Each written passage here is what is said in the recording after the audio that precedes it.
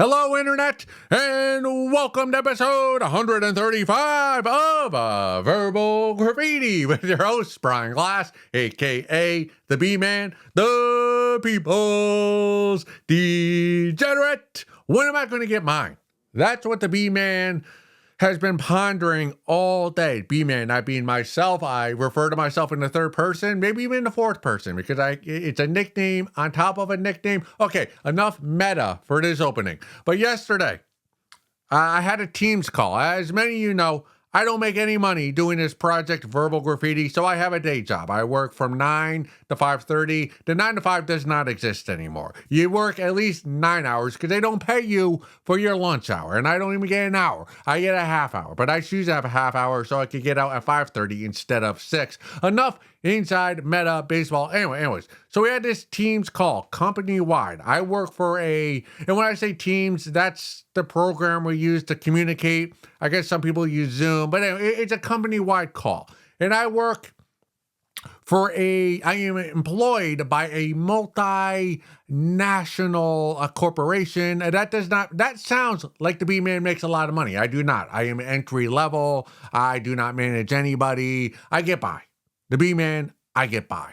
Anyways, so we're on this Teams call with all the higher-ups are talking to us about how well our company is doing, all that corporate bullshit. All right, so, we're so happy, the metrics, but our metrics are great, our stock is up, but that doesn't mean we could pay you anymore because we don't know if this is going to last or not. They're very quick to say that. And the corporations are always very quick to brag about how their prices are higher than they've ever been, how they're just bypassing all the metrics they have, but then they'll put that footnote, but we can't pay you more because we don't know if this is going to last or not. You know, Trump is in office. Things do fluctuate. But that's not what the B-Man wants to talk about. I don't want to talk about pay. We'll get to pay in one of the subreddits that I picked a post from. But here I am, a multinational corporation, Teams call. Most people aren't on video, but some people are. I am because I don't know why. I always show myself on the Teams calls. Maybe it's to assert my dominance, just to let people, hey, I want my presence known. And I don't do the fake background. Certainly do not do this background, but I actually show my closet with my clothing. You know how you do the fake background with the AI background with whatever your company logo is? Most people do that. No, me, it's free flowing. I'll show people my white wall and open closet and have them think I'm a slob. But we're having this Teams call, which I'm listening, but I don't have any talking roles in this team call. I don't really give a hoot what my commanding officers in this corporation have to say. So I'm working, all right? I'm working. Whatever my assignments are, while I pretend to listen, I'm actually listening to music with my AirPods in. But I'm scrolling also through all the Teams little boxes of all the employees because I'm trying to see somebody doing a Jeffrey Toobin. Remember that guy from CNN who disgraced himself by winking on a Zoom call? That, and then I also saw a couple days ago on X a video, like the same thing, a company-wide Teams call where one of the employees was getting fucked, right, in her camera, and everyone was like, and that's exactly who the B-Man would be. Like if I saw an employee, a coworker of mine on Teams, winking himself or fucking or drinking alcohol, smoking weed, doing something, any kind of activity, where after the call, that employee is going to get a call from HR within a half hour. Anything of that nature, where that employee immediately gets terminated, I'm dying. I am dying. I've been waiting 6 years for this to happen in my company that I work for. It's the only reason why this is why I get excited for Teams company-wide calls. So I can scroll through all the little boxes and try to catch somebody in the act, whether it's sexual or alcohol or whatever it may be. I'm not a snitch. I am not a snitch. All right, if I caught somebody doing the deed, doing something they're not supposed to do during working hours on a Teams call, I'm not gonna report that person to HR. We do not rat anybody here at Verbal Graffiti. I just want to see it. And I'm going to be the coworker who's going to be. You're going to see me in the box below, wherever the nefarious act is going on. If someone's getting dicked down, I'm going to be like,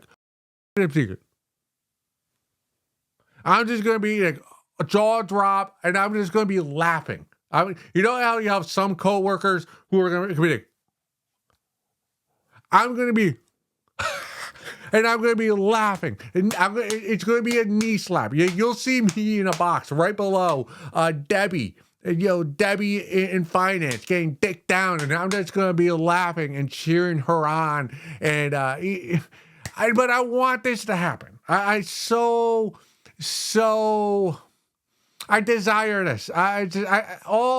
It was an hour-long meeting yesterday, and all I did was did my work, and then I'd scroll and looking for somebody to be, with a Heineken bottle or, a Hitachi wand, or just trying to find something in the background. I don't know, maybe a pair of panties on the bed. I'm trying to find something, right? I need a little juice.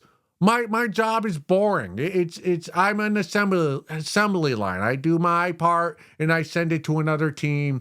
I need some juice. I need some action on the team's calls, because whatever head of corporate people, head of corporate people, DEI, financial officer, whatever, whoever the fuck is talking, like, company great, or company morale, never been better, a bunch of, they're showing us charts, and it's like, dude, I don't give a fuck. Pay me every other Friday and let me see somebody getting dicked down on a Teams call so I could get a giggle at 11 a.m. Is that too much to ask? Is that too much to ask for a guy who's just stepped on by the man? Am I the only one? I cannot be the only one, because I saw a video on X and it had like millions of views. So let's move on. All right, I found this from the subreddit. Employed by Kohl's. Question on hours. I've been working at Kohl's since January. Congratulations. And I have my availability from 9 to close every day. So you're always available. I was warned that the position was only part-time and had limited hours. I was okay with that until I realized my store has and is still hiring new people. The newer persons work in positions I train in and hours that I'd work. I'm confused as to why I can't even get 30 hours by my store, but my store can hire people in the same position. Full disclosure, the B-Man, I worked at Kohl's. The summer between high school and freshman year of college, Kohl's in what was it, Meriden, Connecticut, maybe Wallingford, Connecticut, like on the line. They would not let the B-Man on the floor of Kohl's. I was in the back. I unloaded trucks after Kohl's was not open. They would not let the B-Man, management that is, interact with patrons who are actually buying things. So they stuck me in the back. I unloaded 18-wheelers. I believe my hours were 10 p.m. to 2 a.m. And I also worked at Walmart. So I've worked at some of these big box stores.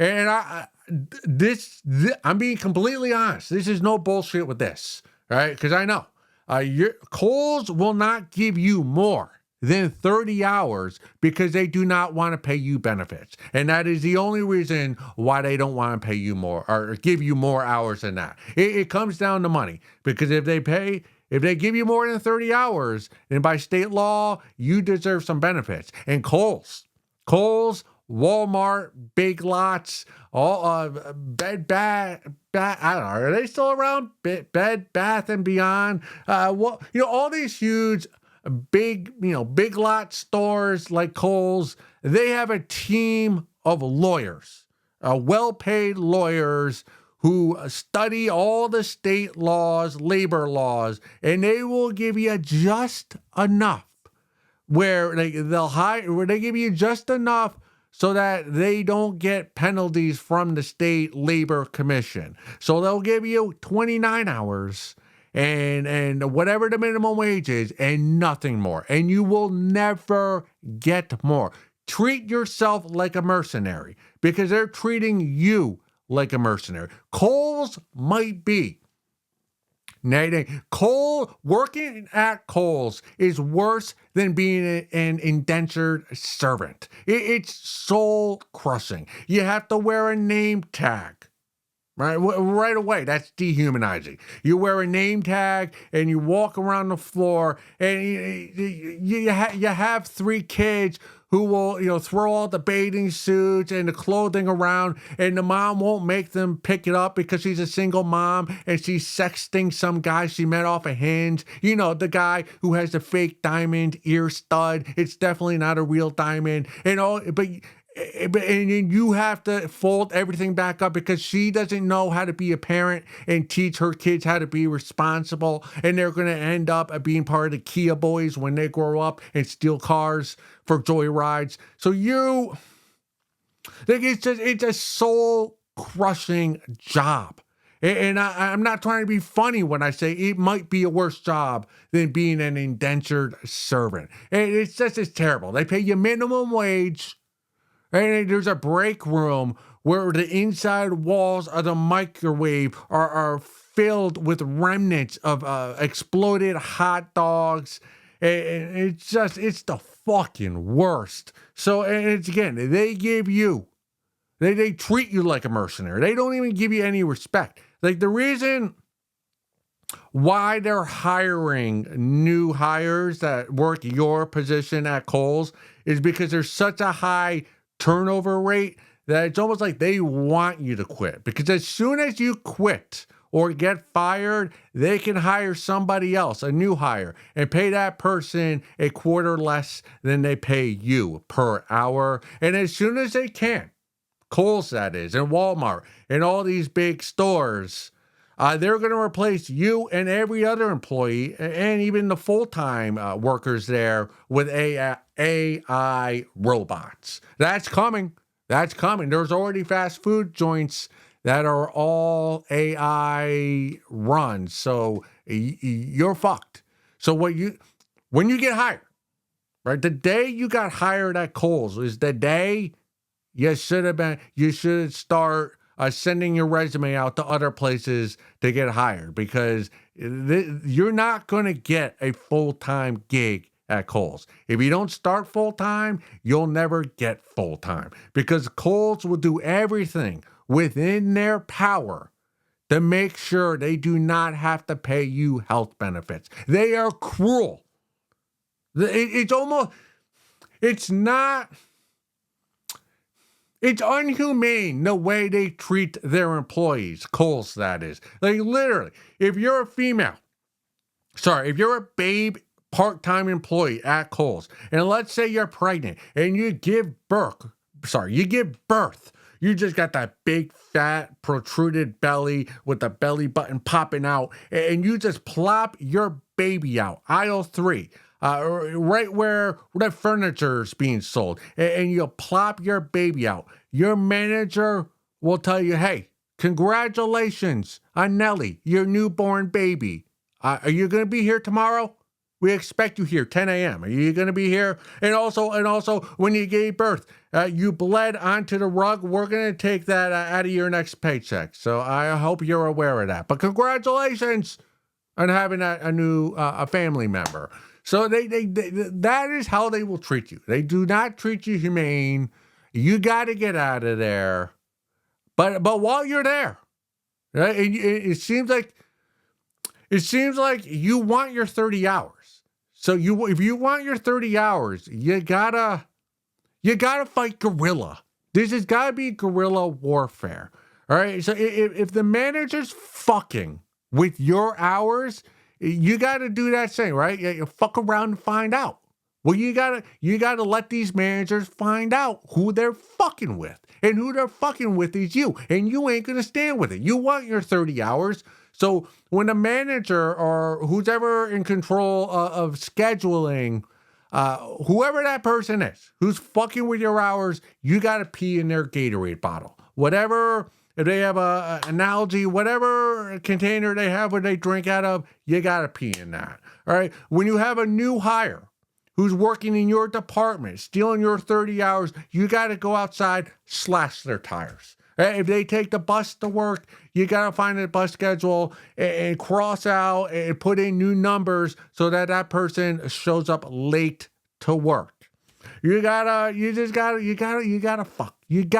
fuck with these people. Anything they do, you gotta, whoever, your assistant manager is, I don't know if they bring their child to work, look at my little 2-year-old. If they got the carriage, pull a tire off, or they poke the baby in the eye. You gotta fight brutal. You got the full-time people, the full-time employees. If you want a gun for their position, cough on them, try to get them sick. Get COVID, give it to them. Anytime you get COVID, come into work. Do not call out. You got to do whatever you can to tear those people down so that you keep your 30 hours. Because management at Kohl's, and especially corporate, they don't have your back. You're fending for yourself in that box store that is Kohl's. But congratulations to you for being allowed on the floor, because the B-Man, they wouldn't let me on that floor. They only let me come in when all the lights were shut off and there was nobody in the store. I worked overnight. So there's one thing I will say this. Let me just finish with this. When I worked at Kohl's and Walmart, I saw so many fellow employees, who would get their paycheck and then immediately go into Kohl's or Walmart or whatever store you're working at and spend part of their check at Kohl's. Dude, you could have put me on the cross, nailed me to the stakes. I would not ever spend my money that I made at Kohl's at Kohl's. I'd walk across the street to McDonald's to get a soda. Fuck you, Kohl's. Fuck you. I'm not going to take my paycheck and give it back to you. That was my stance. I'd walk across a highway, risk getting run over by a car like Frogger, die on the street before I spend $3.99 on a Coca-Cola in your checkout lane. B-Man, you give me my check, I'm not giving it back to you. And I saw that's almost how Walmart works. It is almost like being a serf. It's like, yeah, we'll pay you, and then you take the money that we pay you and give it back to us at our store. Not the B-Man, and I don't want you to do that either. But I do hope you get your 30 hours. But I really do hope you find new employment that gives you full-time hours and benefits. Let's go look at some photos.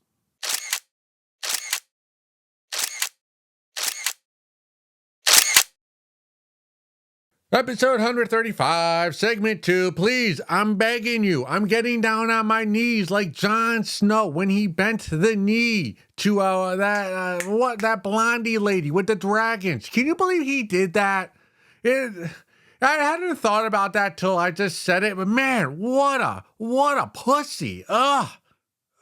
You're basically Jesus, right? You get killed.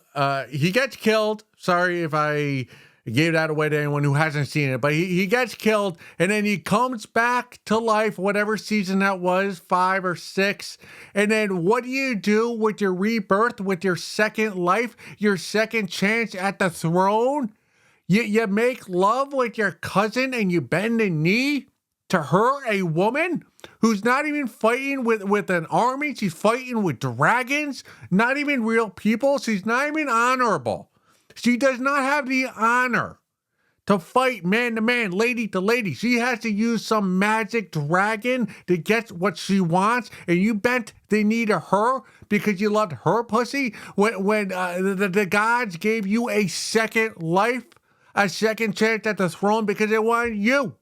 The spirits, the gods, they wanted you on the throne because they entrusted you to have the throne and to be able to use that power for good, for betterment, for the betterment of the humanity. But no, you bent the knee for that pussy, the blonde chick who wouldn't show her tits after the first season. Maybe it was season 2.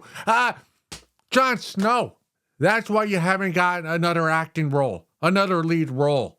You're just you're a B character on The Industry, another show on HBO. Fucking bent the knee. Never bend the knee. Anyways, please share an episode. I will bend the knee to you if you share an episode of Verbal Graffiti with somebody who works at a Kohl's or Walmart on the floor. You know, a floor employee, not a manager, just someone walking the aisles. Clean up after others. Share a segment, a reel, a short, an episode of Verbal Graffiti with them. We're going to build this up from the bottom up, this project, and it's going to become something one day, maybe episode 200. But right now, this is episode 135, segment 2. Jon Snow, you were so, you could have had all the pussy you wanted. You should have learned from your half brother. Don't lead with your heart. Lead with your mind. All right. B-Man, I lead with my heart.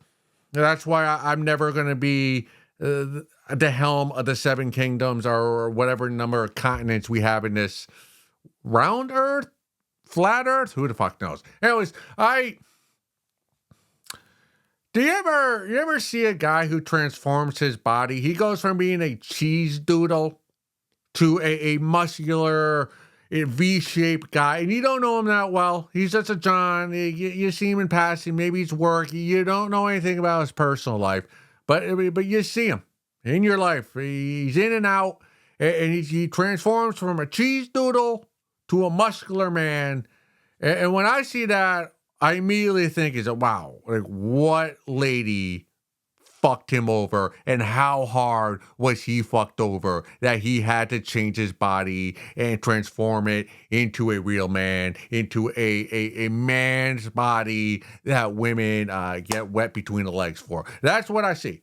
I never see a guy change his body and think, oh, he just did it for his health. I immediately think, oh no, that guy, he got fucked over by a woman, by a babe, and he thinks so much so that he had to hit the gym, hit the iron, and really just, because you can't hit women. You cannot hit women. We do not advise domestic abuse here at Verbal Graffiti. So all you can do, you got to take that anger, that frustration, and just pump iron until you get the biceps, until you get another babe that will inevitably fuck you over even harder than the first lady fucked you over. But am I the only one who thinks that? You know, when you see a guy get muscles and, in a 6-month period really gets his shit together, and that woman cheated on him with his brother, with his pastor. He fucked his best friend. She fucked his best friend, stole all his money. Was blogging about his small penis, his chode, his micro penis. He just, whatever it is, that guy just had, whatever spirit he had was broken. He'll never get that spirit back, but he could build up his body to make up for that lost spirit. So I don't know. Am I the only one? I don't know. Maybe I'm weird. I judge people. I really do judge people. I also judge couples. I'm not sure if I've ever said this one, but when I see a couple walking together, clearly they're walking the same pace, so they're clearly an entity together. And the babe has a handbag, and attached to the handbag is one of those 3-ounce bottles of hand sanitizer. When I see the 3-ounce hand sanitizer attached to the babe's handbag, I immediately think, well, she's not nasty in bed. She'll never lick that guy's taint. All right, because if she's so worried about germs in public, there ain't no way she's diddling her man's taint in the bedroom. That is a judgment that I have when I see the hand sanitizer. Let's keep it moving along. This one, I'm trying to keep a theme going, so it will lead into this one. Comes from the subreddit as one after infidelity. Dating strippers and having an affair, is that normal for a SA? And I think SA stands for sex addict. Although I realize my husband is a SA, sex addict, and he is getting help, I'm getting help. He says he loves me and didn't intend to hurt me. I'm struggling with this, but okay. ... What about taking girls out and dating them and trying to make a connection, or having a 3-month affair with someone he met online? Is that all part of SA trying to get his prize? Or is he trying to form emotional connections with them? And if he was, how can he say he loves me? Background: D-Day was 5 weeks ago.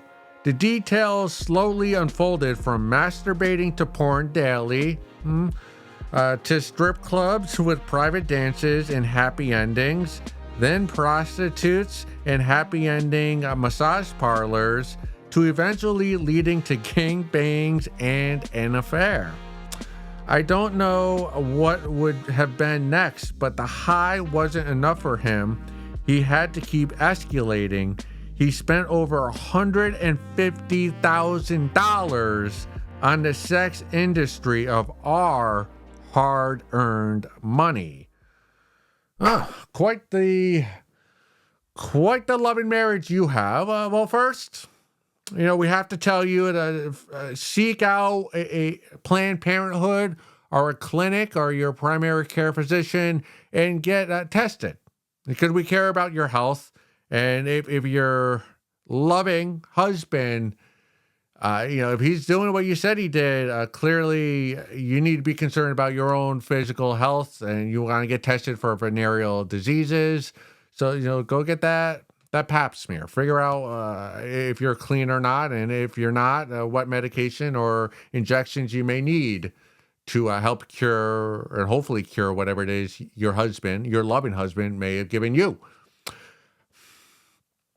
Secondly, your husband, again, your loving husband, huge fan of Verbal Graffiti, one of our biggest fans, one of our biggest supporters. So I thank you to your husband. Give your husband a thank you for being such a huge fan of Verbal Graffiti and what it is we're doing here. All joking aside, though, man, this is, of all the... Not all sexual addicts and not all cheating are created equally. Of all the sexual addicts, hey, am I going to blame the victim? Is that what the B-Man's going to do with this one? Yeah, I'm going to blame the victim. Like, what about you? You keep talking about your husband, who's a sex addict, and all his escapades. Listen, your husband, your loving husband, he loves strange, right? He treats women like they're fun dip. His penis is a stick, and he dips it into their strange. He loves two things. He loves you, and he loves strange. And he probably loves strange a little bit more. That does not mean he doesn't love you, though. But what about you? What, your husband has a lot of semen. He's got a lot of pent-up semen that he's giving to lots of sex workers. And we have $150,000 worth of semen that he's giving to everybody and anybody. If there is a lady dancing for money, he probably knows her name and has inserted his penis inside of her. But what about you? Your husband has all this semen. Are you not extracting this semen from your loving husband? Every woman knows, every babe knows, if you don't want your man to cheat on you, if you do not want your loving husband to cheat on you, then you got to drain his balls daily. Are you doing that? I'm asking because I suspect that you're not doing your part. Now, if you don't want your husband to go out and keep paying from strangers, you got to drain your husband, your loving husband's, that is, balls. And not just in the morning. You got to drain him in the morning, afternoon, and night, because he's a sex addict. And his ball sack, his scrotum, is making lots and lots of goo. And you got to drain him 3 times a day. That's how you prevent your loving husband from stepping out of your marriage and getting sucked off from a sex worker. Just a suggestion. Am I blaming you? Partially, I am. You are partially to blame for your husband's sexual addiction. Just saying, you got to drain his balls multiple times a day. This is not your normal John. B-man, drain me once a day, I'm good. Once every couple days, I'm fine. But this is a guy with a serious addiction. This is a John, a loving husband. You got to get on your knees. You got to suck him off. You got to grind him. You got to wank him. You got to extract that devil's juice and just make him a desert. Make him dry. So that just got to get that out of the way. Got to get that. Like I'm putting, part of the blame is you. All right. Now that we got that out of the way, we also, as I was saying earlier, not all sex addicts are equal. And of all the sex addicts to be married to love, to be, to love in sickness and in health, this is one of the better ones, right?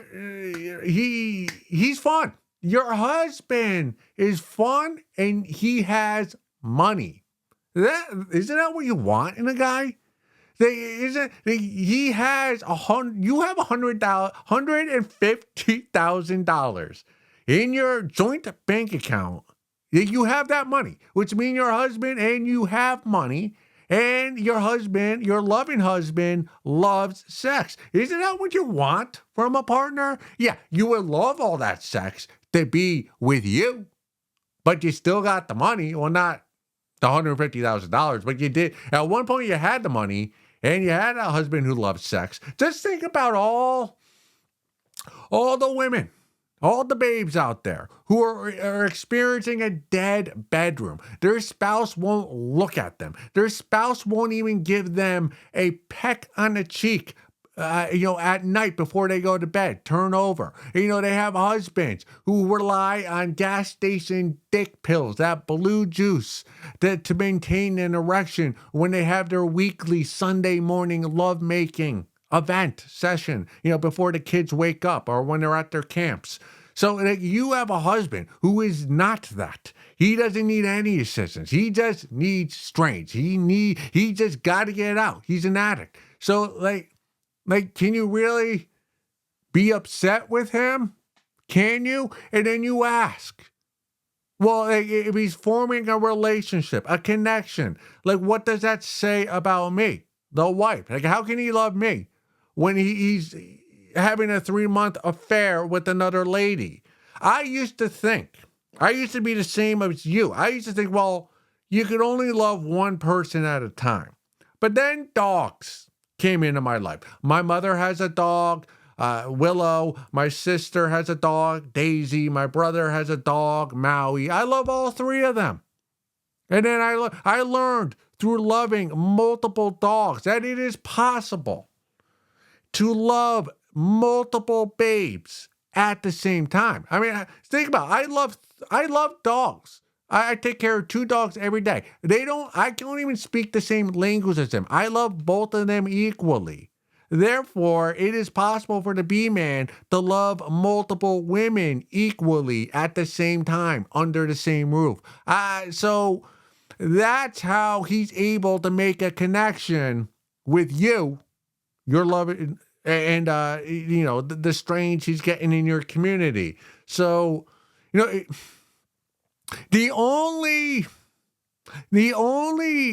complaint that you should have for your husband, your loving husband, that is that he didn't ask you to participate. All these activities you can partake in the strippers, the whores, the massage parlors, the gangbangs, the rubbing, all of it. Like, why can't you participate? Why can't you be an active member? Right? There is no stronger connection that you can make with your loving husband that, if he's getting if he's getting polished off in the back of his Toyota RAV4 while you make eye contact with him, while the hooker is polishing him off, that is connection like no other. So where I would go out with your husband is, hey, I'm not happy that you spent $150,000, but let's take the money we have left. And if we do not have any money left, let's take it from our child's college fund and do these activities together as a loving couple, as a loving marriage. So that is the tactic I advise you take, the B-man. Because your husband, he's not going to stop doing the strange. Like, dude,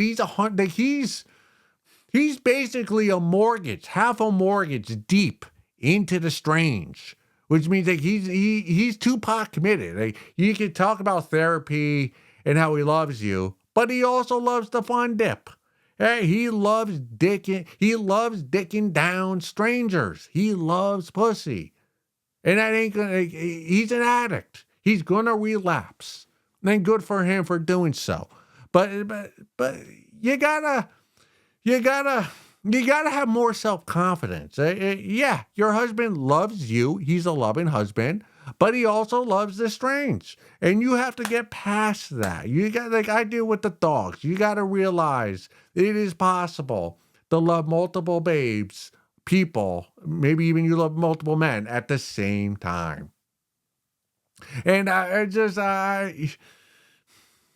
it really is a shame that your husband didn't bring you in on the act. And how loving of a wife are you? Right? Your husband, you just found out about this 5 weeks ago. He spent $150,000 on strippers, on massage parlors, on gangbangs. And you only found out about this 5 weeks ago?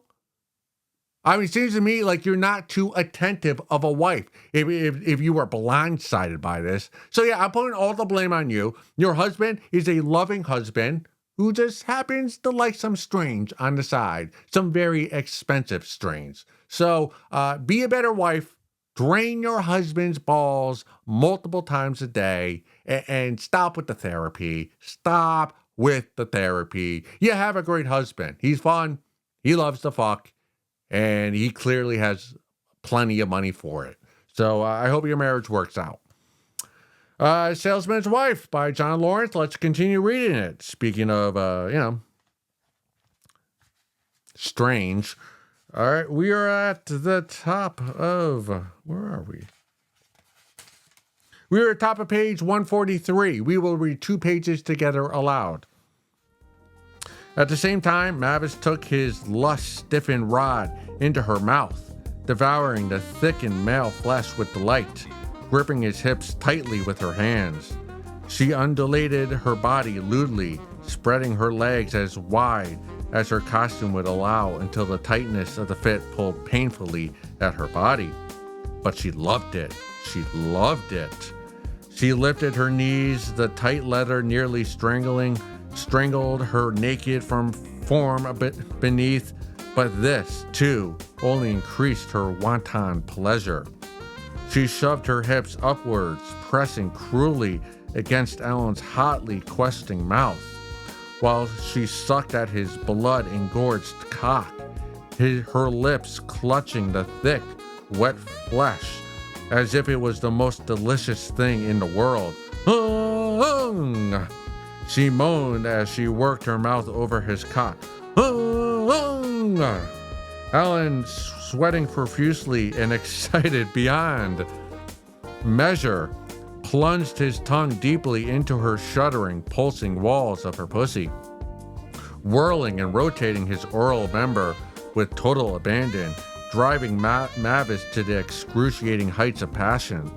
Her sex-hungry cunt was grinding up into Alan's face, pressing the slippery flesh cruelly against his lips, flaring open eagerly to devour his pleasure-giving tongue.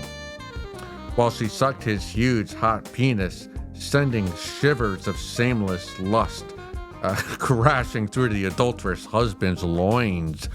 Her hands clasped him, now around his back, as she took his enormously rigid cock deeply into her mouth, until the rubbery head brushed luridly at the back of her throat.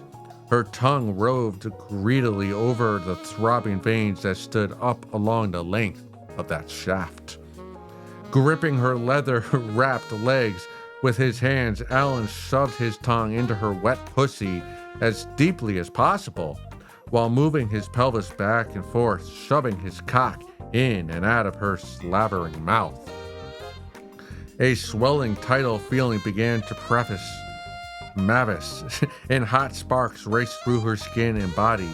She knew at once her moment of release was not far off, and she removed her face from his crotch. "I want you to shove it in me now," she rasped hoarsely. "Swing around and fuck me, lover." Feverishly, Alan reversed his position, clambering awkwardly over her voluptuous leather-clad form until his cock was poised at the opening in the crotch of the outfit.